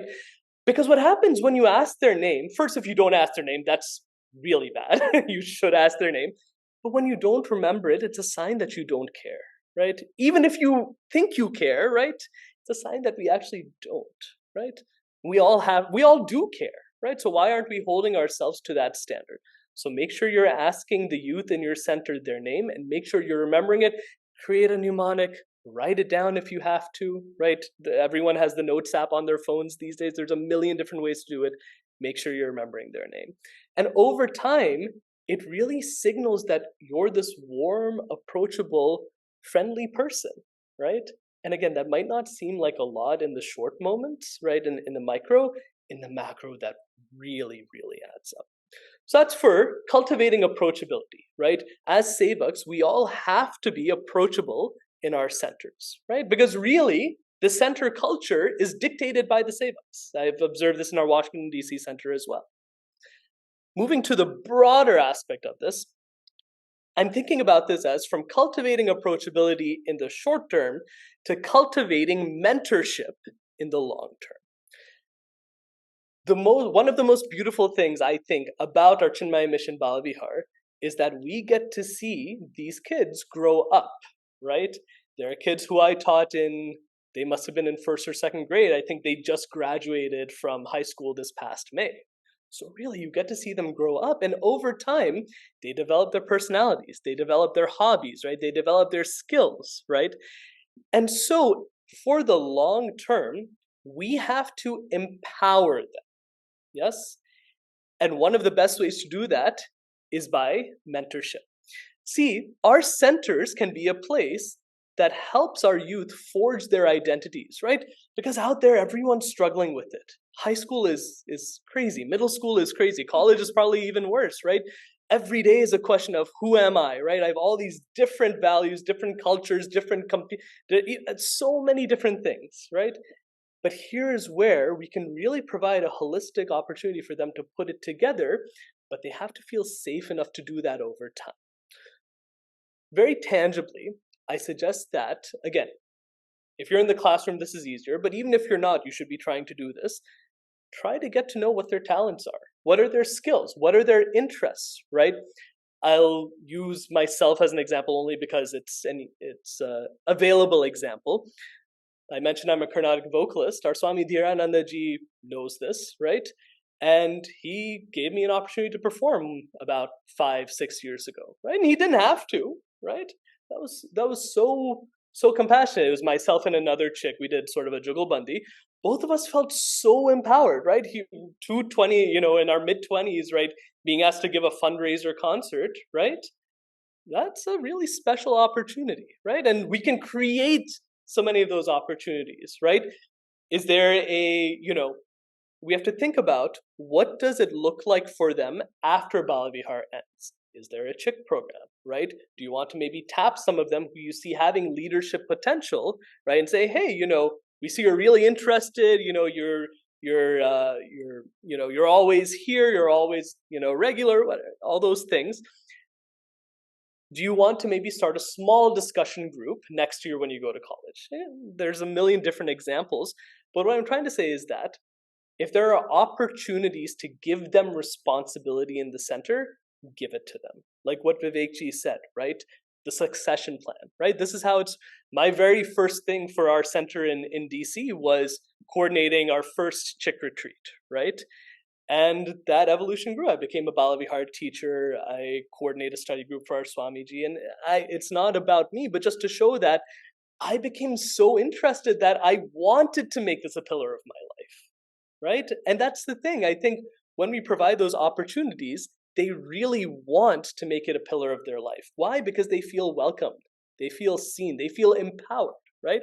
And if no opportunities exist, create them, right? That's the beauty of a center is, maybe there's I think Cleveland's a great example right now. There's all this construction work going around. I heard that, over the summer, different high school students were coming and helping out, right? That's such a wonderful way of empowering the youth in the community, right? And they'll feel that they are quite literally a part of this new center, right? They'll want to come back and they'll want to keep it going if more and more opportunities exist. So again, my third point with mentorship. One of the beauties of Chinmaya Mission, I think, is that all of us in different ways are really accomplished professionals and accomplished in our personal lives and accomplished in so many ways. Use that as mentorship, right? I've interacted with so many doctors here just in the last, I've been here less than 24 hours, I think. I've interacted with so many doctors in the community. If the junior or senior in high school wants to go to med school, you can certainly guide them with that, right? You can show them exactly what to do and what not to do, and they'll listen because you've been there, you've done it, you've climbed the mountain that they want to climb. And it's not just with medicine, engineer, or education, any profession where you might be able to guide them, or any personal matter where you might be able to guide them, you can do that, right? And so proactively offer that. Don't just wait for them to come, right? Say, hey, I heard from so-and-so that you're interested in going this direction. I've done this, right? Or I know someone who's done this. Do you want me to connect you, right? They might take you up on it. They might not. But what matters is that you've opened the door. That is what matters. Not whether they walk through it or not. We don't have so much control over that. But once we open the door to them, right, the likelihood is that they will walk through it. So recapping this part, and then I'll do a big recap of the last 2 hours or so. From this third block, right, of engaging with second generation seekers, making our centers welcome places, my first introductory point was that we stand as one family. Seva always exists in community in Chinmaya Mission. It always should exist in community. And so, my first point was we should cultivate approachability, right? On a one-to-one level, make it a point that you are an approachable person, you are a friendly person, warm, that you're getting to know everyone in your center, but especially the youth, right? My second point was thinking more long-term, right? Is cultivating mentorship, right? Both with regard to Chinmaya Mission, finding opportunities for them to show off their talents within the center, outside of mission, being able to help them professionally.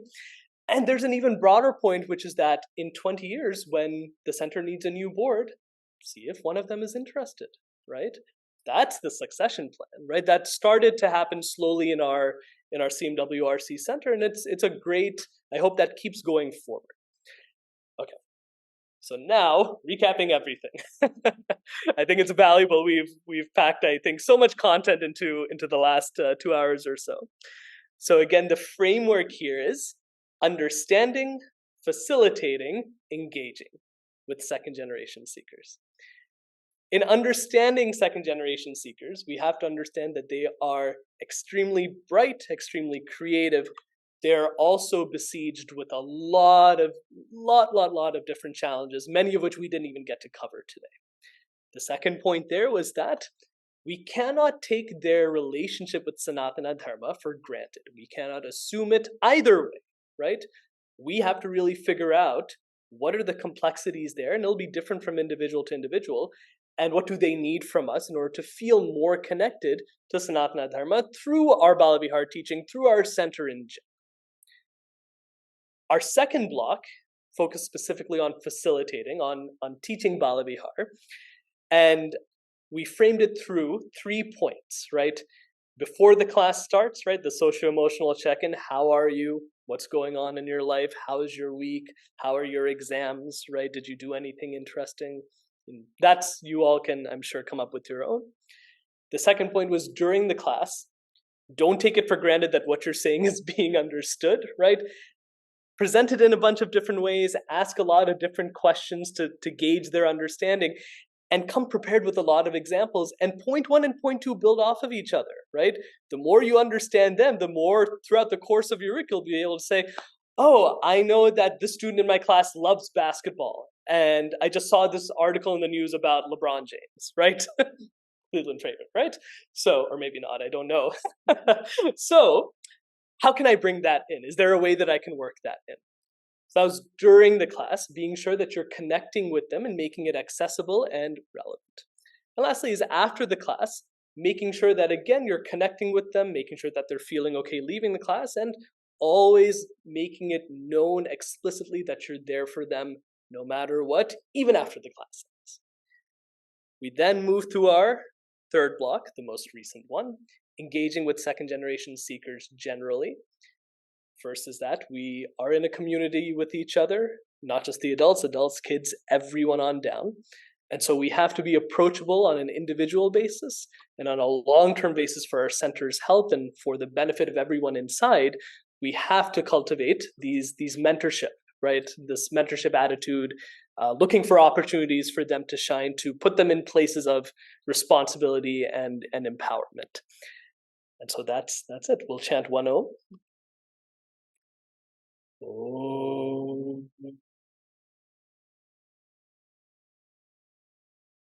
Hariom, everyone, and Hariom Vivekji. Thank you, May, in so many ways for everything that you've shared.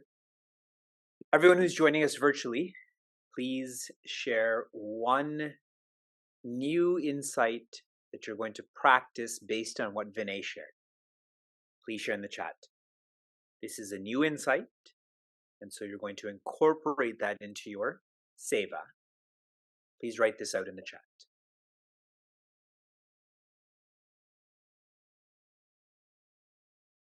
Offering mentorship.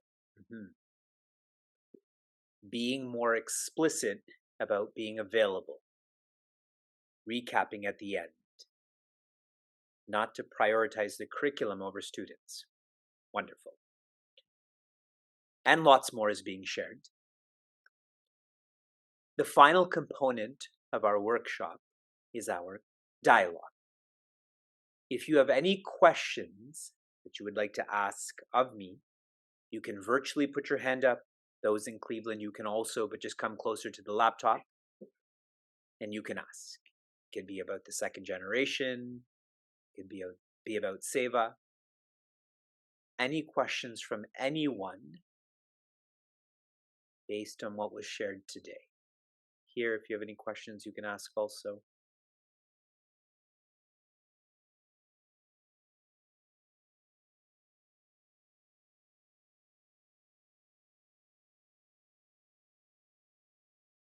Yes, you're muted.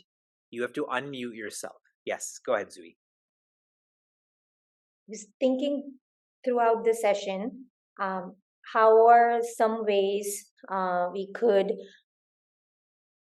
get our older youth or young adults involved in the decision making process, that they feel they are allowed to be at the table, and they're involved. So thinking out loud or seeking suggestions.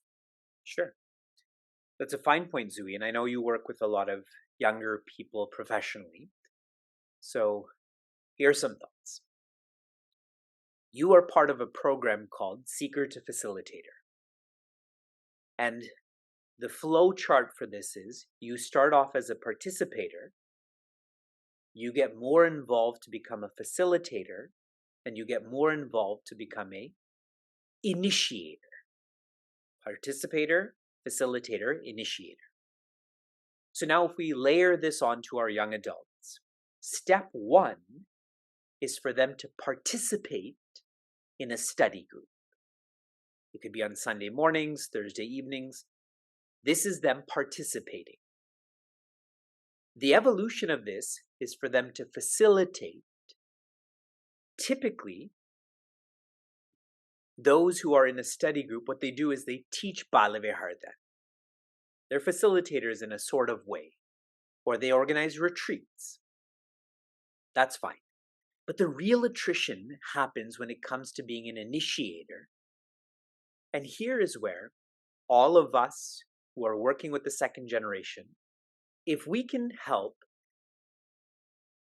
our young adults to become administrators, firstly, with someone overlooking them, and nextly, for them to become an administrator in a lighter way. So as an example, suppose I'm a young adult in Cleveland. Then after me teaching Balavihar, the evolution of this is for me to become an administrator, and that means I become a understudy of our present treasurer or present secretary, almost like an internship. So I listen to them, I learn from them, and so on.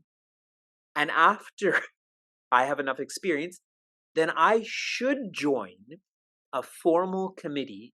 It could be a working committee, it could be the steering committee with lesser responsibilities. So as an example, one shouldn't become the president right away. They should take on lighter responsibilities and build up from that. So we are responsible for creating this flow. We are responsible. Because often younger people are too busy to even think about their own trajectory. And that's why us facilitating the trajectory is a form of grooming, a form of training. All right, everyone? Let those who are attending study groups start to facilitate. Let those who are facilitating start to initiate. Create a system where they're learning about administration of such charities. And one more idea. This is being executed in Houston. They have a student council in Houston made up of high school students.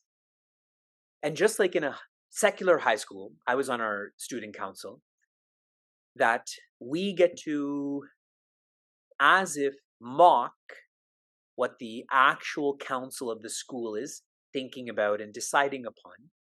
So if this council can be created, so it's not younger people working with older people, but younger people working with younger people, and then as a group, they are inserted into some of the decision making that happens at a center.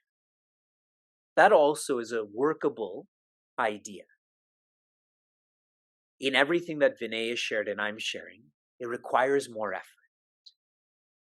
But please remember, that's the nature of sattva. It's more work in the beginning, but less work in the end. That's what an investment is like. But if we don't do this, it will be easier in the beginning. Us three can just do all the work. We're adults, we know how to do it, let's just do it ourselves. But it'll become harder in the end as we get older or we have different responsibilities. That's why this Seva training is important for us to acknowledge this has to happen.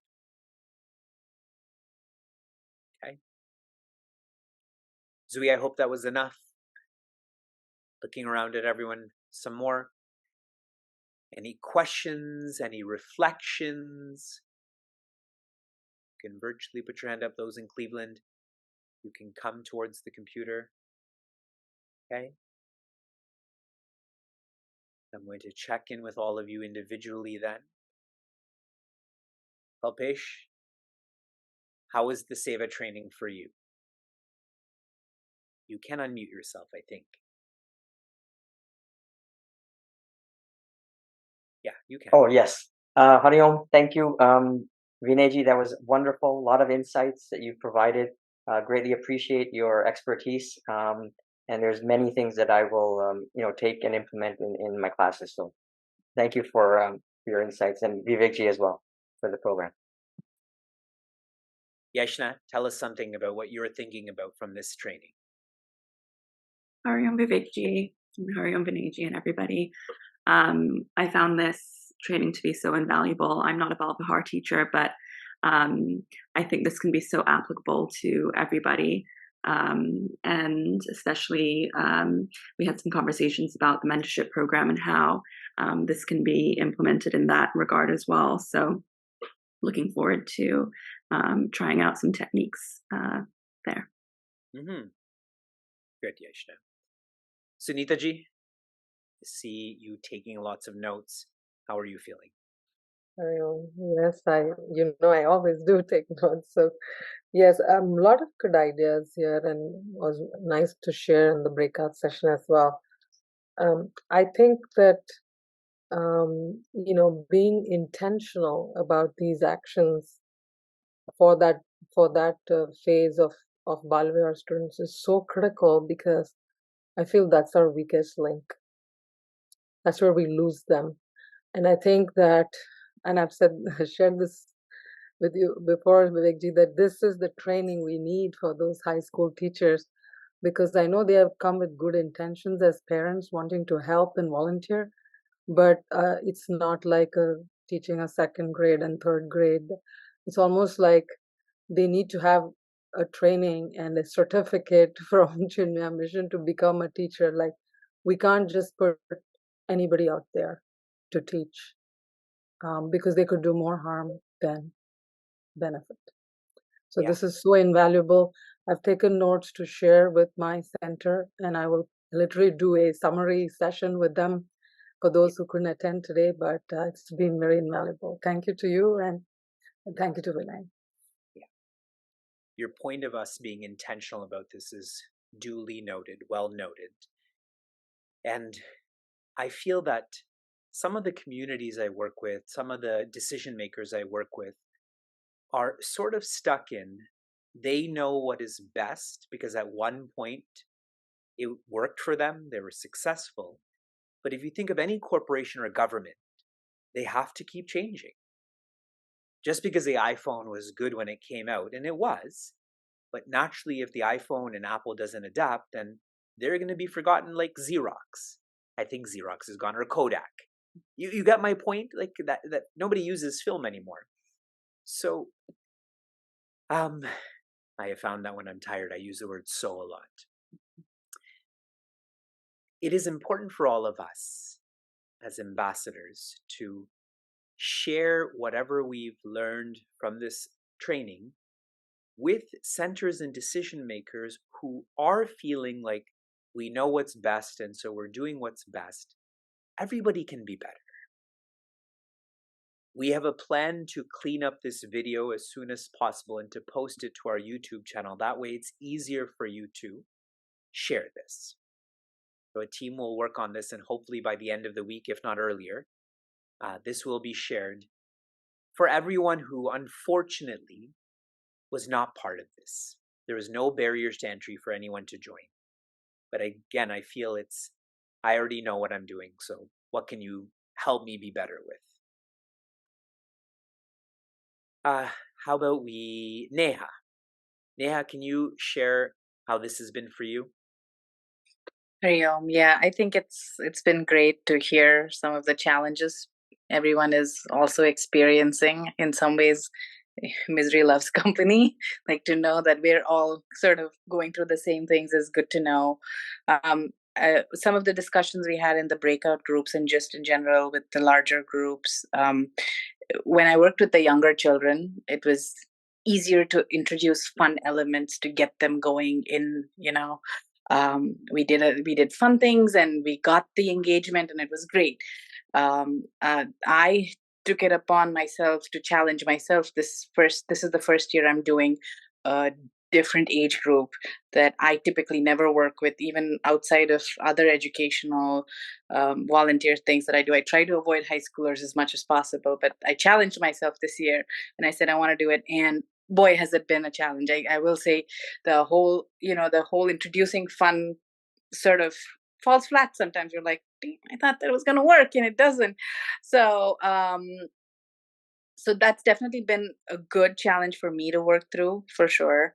I think I've learned a lot just in a couple of weeks. One is giving grace, I think, importantly, more to the children and the students, reminding that I think Vinayji said it best. He said that understand that they're not trying to be disrespectful. They're curious and they want to know. So don't take it as they're trying to challenge you in every way possible. More of like giving them grace that they're trying to understand what can we do best to help them understand, and giving ourselves grace that we may not always have the answers. And I think that's the biggest part, is pretending not to have the answer. Sometimes accepting that, hey, you know what, that's a good point.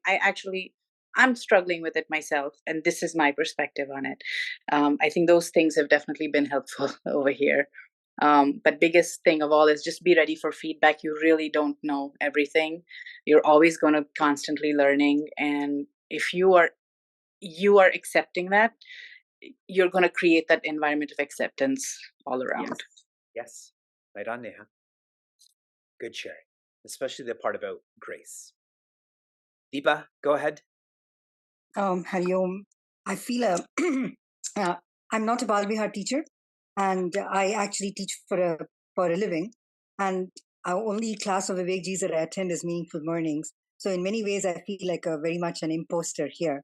But glad you enjoyed the joke. I'm no way an imposter.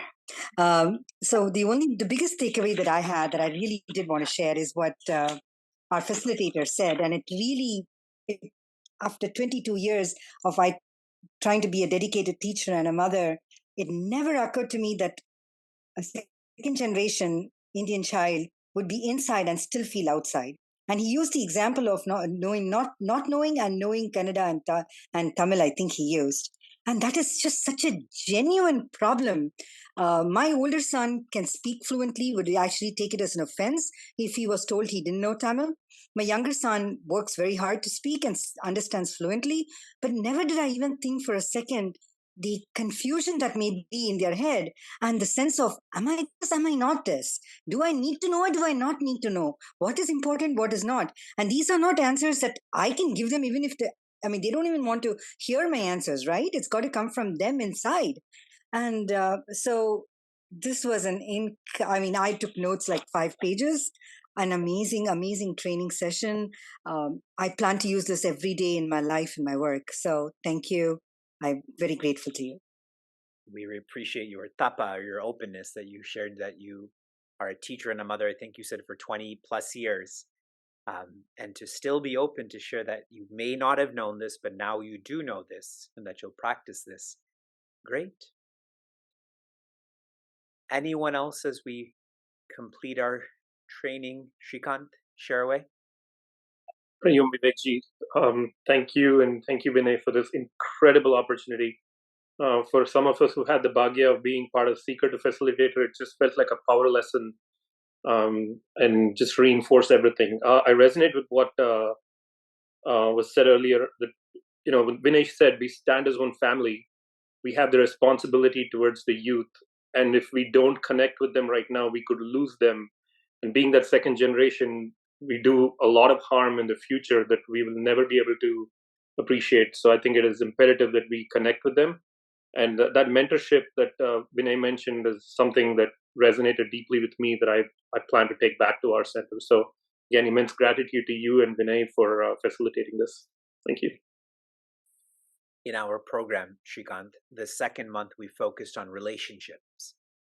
So all of us who are engaged in Seva, and I've mentioned this many times to our Chinmay Mission Cleveland families, when we sit, whether it's at the graduation or Deepavali, that we should sit with those whom we don't know. That also is a sort of mentorship, correct? Today in Cleveland, when we were starting Bhagavatam, I looked around and I saw some people I didn't know, and I asked them, who are you? What are you doing here? And so on. Because people want to be noticed. People want attention in a good way, in a natural way. So mentorship doesn't have to be so formally organized. Even regulating a relationship is a great starting point for mentorship. And once that relationship is there, facilitating becomes much easier then. Praveen, I think you're at the computer. Yes, go ahead, Praveen. I am Vivekji. Does Vivekji have any guidance for,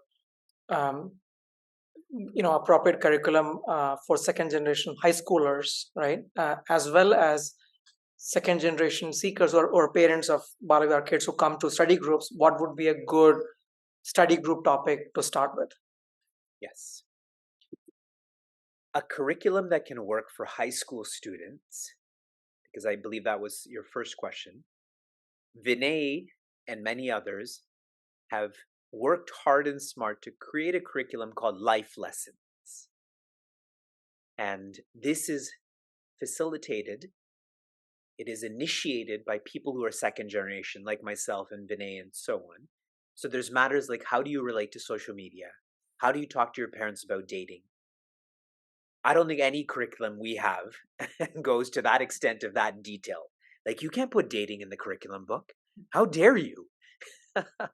We have a curriculum like that. And I believe, Ajay, you had written to me asking if you can use that. So please do talk to Neha and Indra and Anju about incorporating that. I naturally would endorse Life Lessons. And here I'm winking at Vinay that we should write part 2. And really, when I say we, you should write part 2. And my photograph should be on that, on that curriculum. We should do that. So that's my first point, Praveen. And secondly is, this year in parenting culture, we sometimes call it caring culture. Many people are part of this. Rupa is one of our team members who facilitates this. We have created a book on ancient wisdom for modern problems. That's exactly what it's called. So ancient wisdom, it's coming from our Shastras. Modern problems like finding balance in terms of time. Things that parents struggle with, struggles with themselves, with their kids. So I think that's a very practical curriculum for parents.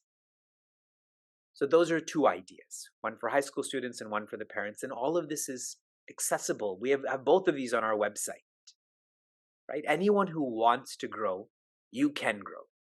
But if you don't want to, then you find lots of ways not to access these kinds of resources.